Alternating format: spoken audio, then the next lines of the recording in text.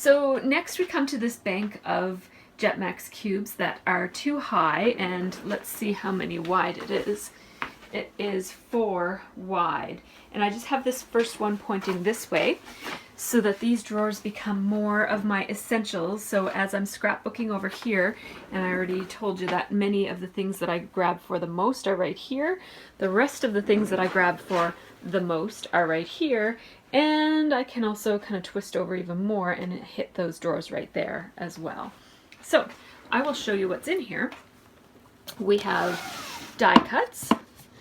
And I keep my die cuts, except for that one, I keep most of my die cuts sorted by color once they're older. So when I first get a set of die cuts, I usually keep them in their collections. Like I have Maggie Holmes, Chasing Dreams. I have another Maggie Holmes, Chasing Dreams. I have whatever this one is some pink paisley, something or other. Some Dear Lizzie. Some more Dear Lizzie, Cute Girl. So these are embellishment packs that I haven't separated by color yet, and that's just because when it's still new, it's fresh in my mind, and sometimes I'll remember a certain icon or image and go looking for it specifically. So keeping them by collection really works for me until it gets to the point that I have so many collections that there's too many to deal with, and so my other way of storing them is by color. And really, I either know exactly what I'm looking for and I go get it from the collection pack, or I don't really care what I'm looking for, but I'm looking for a certain color. And so this way of storing them really works for me. It might not work for everybody, but it certainly works for me. So these are these little photo cases that you can get in packs, and I have shown them before. And I just have all of my die cuts sorted by color, and I just go by the dominant color. So obviously there's some pink and some blue on this one, but I have filed it by blue. And this one has green and blue, but I've filed it by blue. And I just used Sharpie marker to swatch out a color sample on it, on each of the cases. And then I just store them in here. So I actually have 2 blues. I have like a regular blue and a turquoise blue. So this is regular blue, and then this one is all of my turquoisey, kind of halfway between green and blue type of colors. I have one that's multicolored. And then I have, what is this one? This one is black and white, this one is gold, and this one is browns. Browns and creams. So this way of storing die cuts seems to be working for me so far. I used to just store them by collection pack, but it just got to be a little bit too cumbersome, and I was never going into the older ones. So this is a way to make sure that I'm always using them. Then I store my chipboard. In addition to, I already mentioned that I keep some chipboard right over there on the sheets, and I really love buying my chipboard in that form. That's my favorite form. But in addition to that, I keep my chipboard sorted by shapes, sort of. So these are non-sticker chipboard pieces, and I have them sorted in these cases again. What is this? Oh, these are flower petals. So these, even though they're not chipboard, I think I plan to put them in here, because when I reach for flowers, this is where I go to reach for flowers, and sometimes I also want a leaf. So these are flower, chipboard, and die cuts. Then this one is, what is this? This one is stars. This one is all butterflies from various different collections. There's even some wood veneers in there from the dollar store. And then I have hearts all together, and I have arrows all together. And in with the arrows, I also have my arrow dies, just because when I'm looking for an arrow, I'm looking for an arrow. And if I can't find one already made, I can always make one. Then along here, I just keep my iconic shapes. Like these are kind of like classic iconic shapes that are helpful to have on hand for layering with embellishment clusters and using as accents and that sort of thing. And so I just have them all here. They're mostly hexagons, stars, arrows, cameras, speech bubbles, triangles, geotags, and all those sorts of what I consider iconic shapes that I reach for on almost any layout, so they're not themed at all. Then this huge hunk of sheets of chipboard are really just old chipboard that I can't let go of. I've tried, and I just really love chipboard too much to purge these out of my collection. So they sit here. I do use them occasionally, but probably not as much as I should. So at some point maybe I'll figure out how to let go of those. But for now, I just keep them there. I do have the space, so there's no rush to get rid of them. That's chipboard. I keep my little Creative Memories trimmer right here. Oh my goodness. So that is awesome. I love having that. I used to have a different one, but they sent me the updated one to use, which was very kind of them. So thanks to Creative Memories for that. Then I have my baby wipes right here. Down here, I have packaging, which I like to keep on hand for either, sometimes I use packaging as a palette for squeezing out color, or I use it for the smooshing technique, or I use it for masking when I mist. So I just always keep it full. If it's full already and I have more packaging, I just put it in the garbage. And then here's my label maker.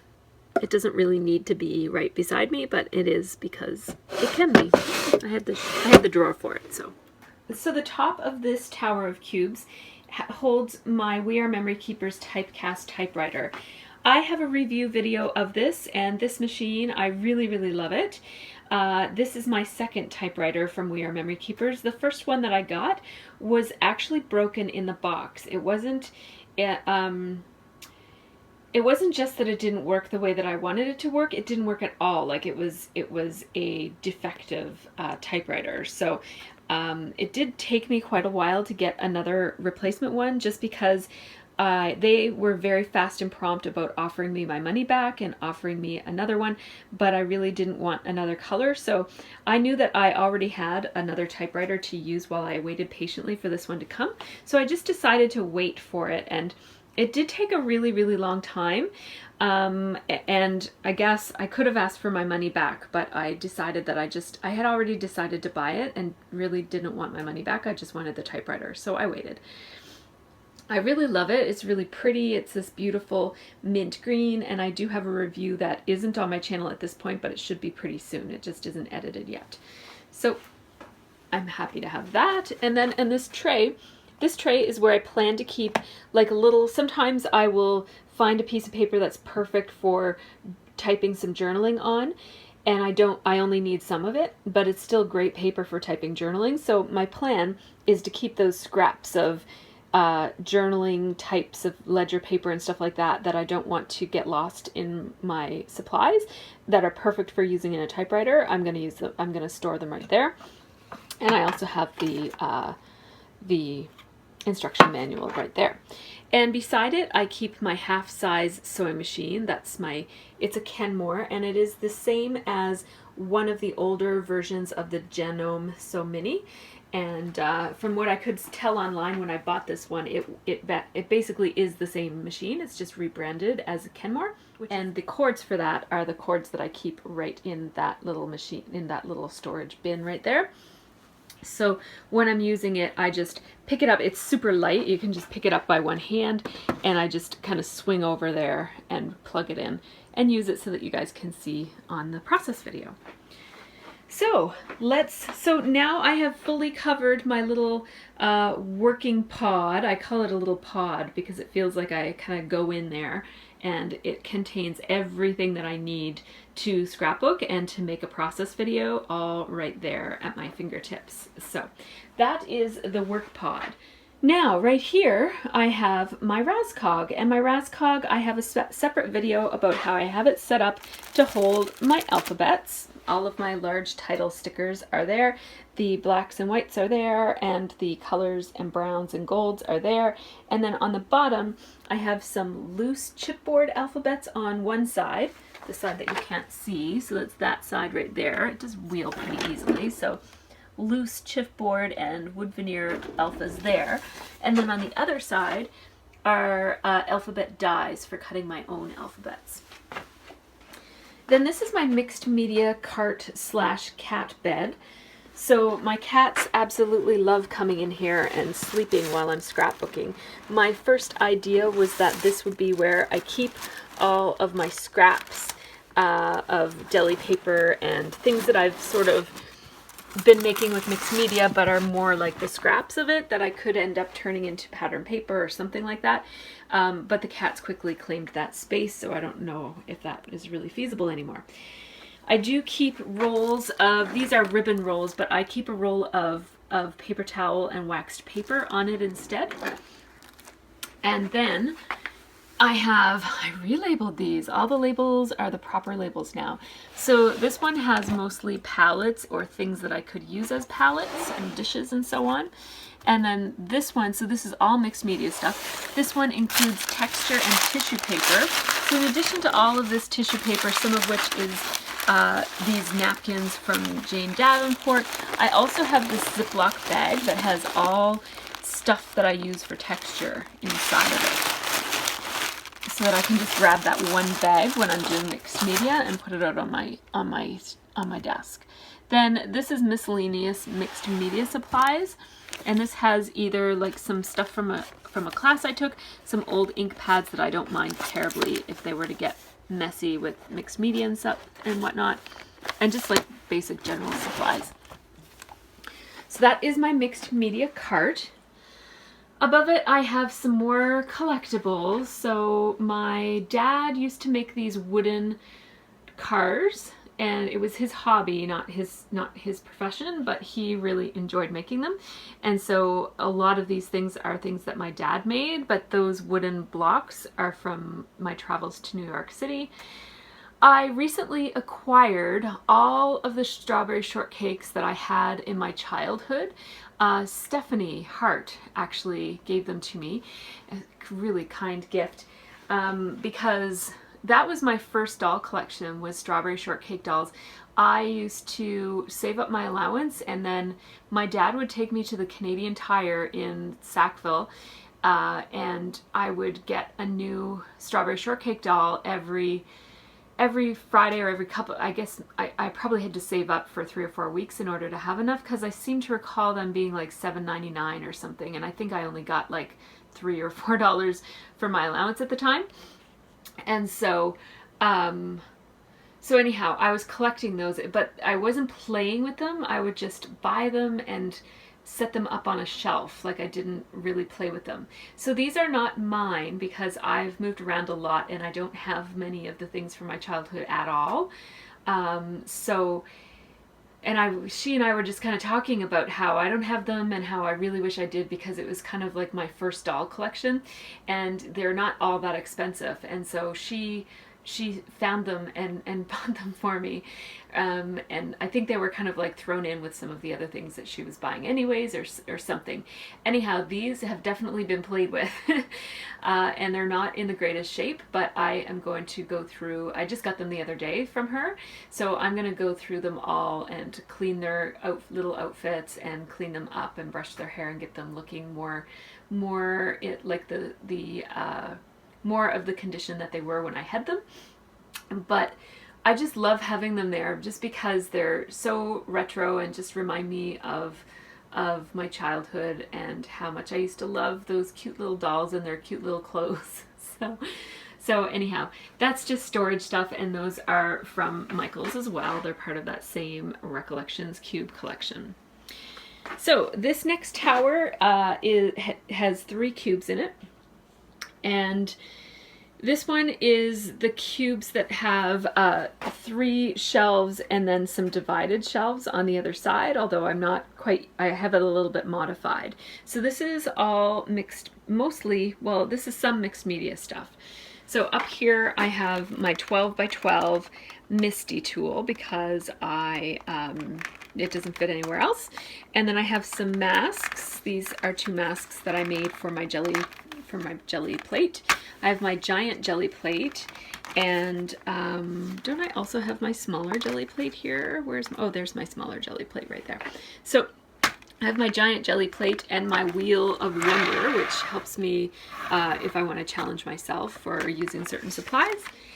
So then I have another one of these drawers that goes with an unassembled apothecary style. So it's from one of those, but it wasn't assembled, and I just bought it so that I could have the drawers, basically. And so I have one of the drawers right here, and one of the other drawers is right there. and I can't remember where else I put the other ones. But anyhow, this one holds paint. I have whites and blacks and grays here. Then I have cools, and then I have warms because it has these like 3 different compartments. And that's just for my Liquitex Basics paint. Then I have rubber stamps right here. I don't have too many of them, but I keep them all in that little bin. Then I have my art journal, some color wheels, one of my art journals, my 8x10 jelly plate, and I think this is a 4x4 jelly plate. Yeah, a 4-inch round jelly plate. And then these are magazines that I use for art journaling. I keep my stencils right here. My small stencils are separate from my big stencils, so these are all the small ones. And then I also keep my cutting mats here. So I have a self-healing cutting mat that's a total mess from doing mixed media on it, right there. And then I have a glass cutting mat as well. And then my large stencils are right here. Anything that's 8.5 by 11 or 12 by 12 is here. So then this is card stuff, and this is another Recollections kit. So when I open it, I have just like a card kit here that I just put in there, but most of the stuff that's in here is things like card blanks and extra envelopes and boxes, and these are those like card blanks that just aren't folded yet. They're scored and cut the right size for an A2 card, and some boxes and stuff that I basically just keep as templates for if I ever want to make some cards and give them away. I have like the measurements, and I have like these sample boxes so that I can pretty easily make another one if I wanted to. Then this drawer here has more card blanks, so it is again lots of blank unfinished cards and envelopes. Cards that I bought, cards that I made, envelopes that I bought. I don't generally make my own envelopes. Then I have my fuse and its accessories right there. Then I have Nouveau drops. And I have like some samples there. I don't have full swatches, but I can usually figure out which one is which color. And there are all of my Nouveau drops. They are in these. Now, one thing that I often use for this kind of thing is a watch box or an iPod box, but I think this is a Starbucks box that I bought like some specialty cups in. And I just keep them upside down so that they don't get air bubbles in them. And then all of these are similar products. These are liquid pearls and fabric paint that just kind of work in a similar way as the Nouveau drops. Then right next to the Nouveau drops, I have stickles and everything glitter-ish. So I have these 2 pots of glitter paint. And then my stickles are in watch boxes. So this was a Roots watch that I had, and it's hard for me to get it out, but you can see that there are basically the outside and the inside, and then another inside from another box. And I do keep my stickles upside down. And I have a swatch sheet, but it's just someplace else right now. It's not here. I don't know where it is, actually. Now, this next little thing is from Wicker Emporium. It's this little shelf that holds these 2 baskets. It all came together as a set. And in the basket, I have right here, I have my wood stamps. And this is some of that paper for transferring, for unmounting your wood stamps. It's that foam stuff. Anyhow, all my wood stamps are in there. It's mostly Stampin' Up! And then here I have tools, and these are just miscellaneous tools that I don't use very often. So there are some punches in there that I don't use very often, but also things like that Tim Holtz hammer and the Zutter Distress It All, and a foam cutter that I use with my Christmas Village, that sort of thing. On top of that, I have my Stampin' Up! Color Caddy, which is the Stampin' Up! It holds the Stampin' Up! Inks that I have. I only have a couple of openings, so I've had to stop buying Stampin' Up! Ink several years ago because I don't really need more than this many colors. I have 2 of these little things from IKEA, these little hanging cups from IKEA. that you can store things in, and I thought that they do make this quite a bit more bulky, so I have to give it more of a footprint in order for it to work, but it's a nice place to put like little rags and cloths and stuff. So then I have the subwoofer for my record player and my bookshelf. So this is a small white bookshelf that has been floating around my house for years, probably since 2001 when I first moved to Halifax. I love this little bookshelf because it's so tiny. It fits in lots of different places, and I've used it in bedrooms and closets, and for the past probably 6 or 7 years it's been in my scrap room. So even though it's not quite deep enough, I do keep my 2 trays of Project Life cards in it. I think it works well, particularly since the things on either side of it are deeper than the bookshelf itself, so those things are never going to get knocked by people walking by because of these things that come out further.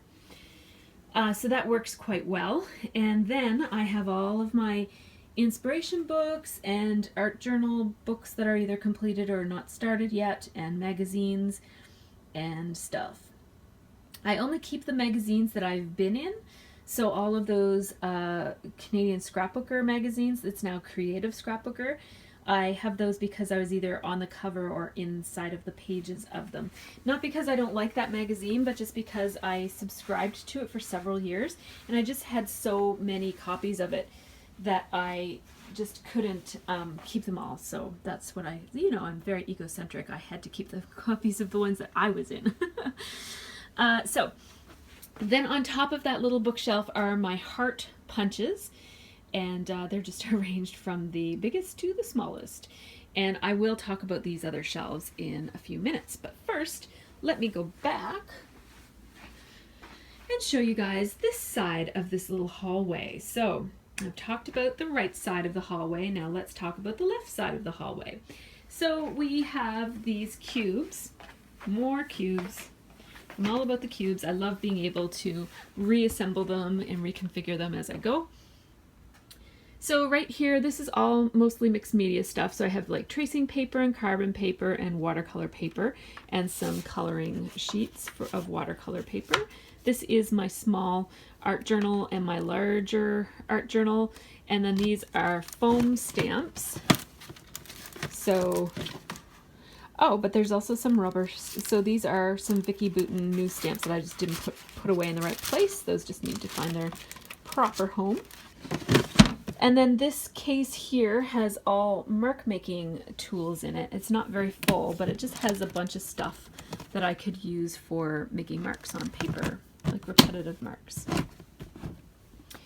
Then in this drawer we have foam, which I use for you can use it in place of foam adhesive, like to give your layers dimension and whatnot, but I also use it for, the reason I have all these circles is that I was cutting some rings out of it for a whole bunch of shaker cards that I did.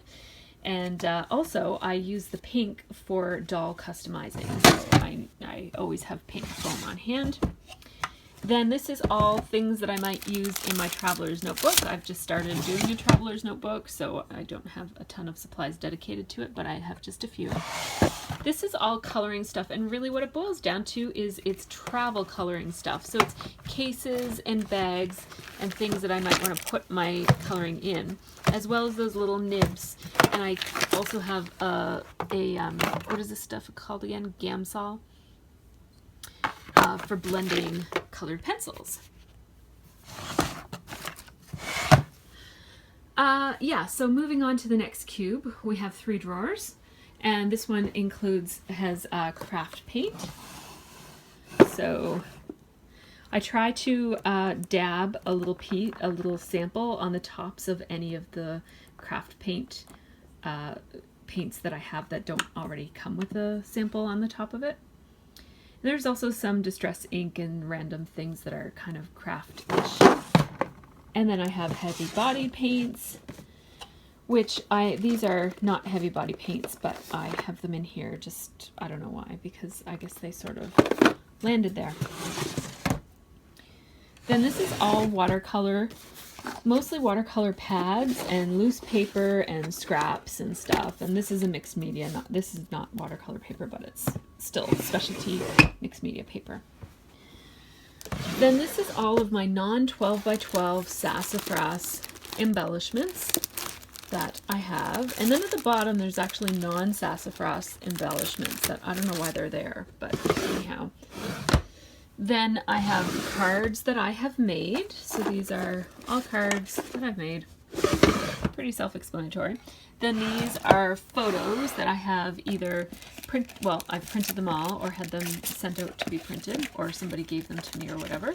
That a lot of times I'll print up a few more than I need, and then over time it just kind of accumulates. I just keep sticking them here in case I ever want to go back and scrapbook some older photos. Then this is my drawer of shame. This is all unsorted embellishments that I never use but don't give away because I don't know why. Anyhow, yeah, that's like, I'll get to that at some point, I promise. Then I have Christmas and Halloween. Now these drawers are a complete hot mess. Normally they're very organized with these dividers and stuff, but I've been just shoving stuff in. And yeah, so anything that's Christmas specific that isn't in a basket that I'm going to show you in a little while is in here. So this would be anything kind of small and things that are conducive to being stored in a drawer like this. They're all stored here. And then I have Halloween. I have a similar kind of a drawer right here. It was nice before I started just shoving stuff in. It actually was easy to find the stuff that I wanted. Then we have foil. So this is all deco foil from Thermoweb, and I have a little iron tool that I got for another art project that I did about 10 or 15 years ago, and I find that it's really good for adding foil to your projects. And then those two, anything that doesn't have a label is empty, so those two are both empty. Then above these two is my Canon Pro 100. It's a Canon Pixma Pro 100. It's a large format printer. I have a review on it. I love it. It's awesome. Now, I suppose we should talk about those shelves. So I'll just show you what the shelves look like from afar, and then I'll go up and tell you a little bit more detail. So first of all, that's just a basket of mini albums. That is a basket of seasonal stuff, mostly in Ziploc bags, like different December daily kits that I've made or bought from different companies, and some Halloween kits and just stuff. So it's mostly Christmas and Halloween. And then that is a basket where I just keep anything, like mostly it ends up being bubble wrap, but anything oversized that I just kind of throw it up there instead of throwing it away, because I might use it for mark making for mixed media. So I do have those things labeled. Now right here I have felt. I get my felt from benzydesigns.com. It's really high quality felt. It's beautiful, beautiful colors. I like having the samples so that I can decide to order more if I have a project coming up or whatever, but I have one of each of the colors that they have, and although I've used some of them, so I don't actually have all, but at one point I had them all. So next is my punch storage, and my punch storage spans a couple of different shelves. So and I have some drawers that I've repurposed. So these are drawers that I've repurposed as shelves. They're from IKEA. They're that plain unfinished wood, and I painted it white and lined it with Cosmo Cricut paper from back in the day. And I have my punches organized, even though they look pretty disorganized and strewn about. They're actually strewn about in a logical kind of a way. So down here we have heart punches that I already pointed out to you guys, so those are all hearts. Then right here are all of my circle punches, and so circle, circle, circle, and then scallop circle, or pinked circle and scallop circle, and these layer with some of these, so I need them kind of all together. I have my tab punch right here, which it locks shut and won't come unlocked without using a screwdriver, so I can't actually lock it. Otherwise I would put it up here, because that would be the place that would make the most sense for it to be, but it's down there because it won't fit there. Next to that, I have my 2 butterfly punches and a tree punch just because it fit there better than anywhere else. Then I have my washi tape, which is in these drawers that I got at Michael's for storing embellishment jars or washi tape in. And they're called Craft Stack. And I put the little washi tape Shopkin on my washi tape because I had to. He's so cute. Cute little washi tape with a face. Okay. All of my border punches are right here, including my Creative Memories border punch system, which I really love but totally don't use enough. So I have these 3 different cartridges and then the thing that makes the whole thing work, and then this is the thing that helps it all line up. It seems more complicated than it is, and it makes some really beautiful shapes that you can't get elsewhere. So this frame shape is probably one of my very favorite border punches ever created. I absolutely love it. And I've looked around for a different, for a way to find a similar border punch without spending the money of getting this whole system, and I couldn't find it, so I just got the whole system. My friend had it. She was a Creative Memories consultant, and I just bought it from her. And then I think it came with, this one was included, and then I went and bought this one because I thought it looked really interesting. I thought it might look nice in some layers. I haven't actually tried it yet though. Then I have some older Fiskars punches and some newer, some Martha Stewart punches, and then that's the corner one that goes with that border, and some other EK Success ones. Then I have my handheld punches. One is one of those weird shapes for like Filofax, what is that called? Like not Filofax, but for like a Rolodex, is that what it's called? Like anyhow, it's that weird shape. Because I used to do ATCs and mount them on something. Anyhow, that's what I have that for. And then I have a very tiny 1/16 inch punch and a regular hole punch. Then I have squares and like corners right there. And then these are all of my miscellaneous Stampin' Up! And kind of shapes that I like. It's pretty self-explanatory. Corner chomper up there. You already saw my felt. Okay, so we're done. We're done with this. Okay, perfect. And then I also have my speakers. And they're just Logitech speakers from my husband's university days, and they still work really, really well, and they sound quite nice, especially with the subwoofer, and the whole thing cost me nothing, so I was very, very pleased to not have to buy anything to be able to use my record player. So I don't have a very expensive record player. I basically got the cheapest one that I could find that wasn't like one of those really poor quality novelty ones. So I actually did buy a really poor quality novelty one. I was kind of like, I just want a record player.